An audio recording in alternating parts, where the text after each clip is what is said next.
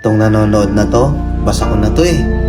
Tahimik lang tong tao na to pero pagod na to. Huwag nyo naman sanang sabihan ng kung ano-ano tong taong to. Oo, tahimik lang yan.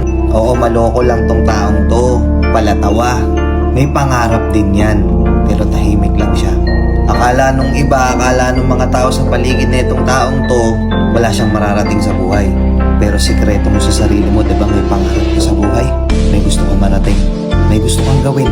May gusto kang mangyari sa buhay mo. Pero tahimik ka na lang. Oo, tahimik na lang tong taong to. Alam kung bakit? Alam nyo kung bakit?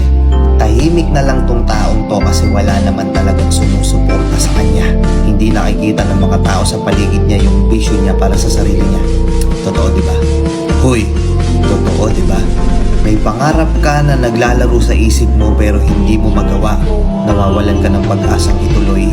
Kasi minsan pa nga, di ba, ultimo magulang mo walang tiwala at hindi naniniwala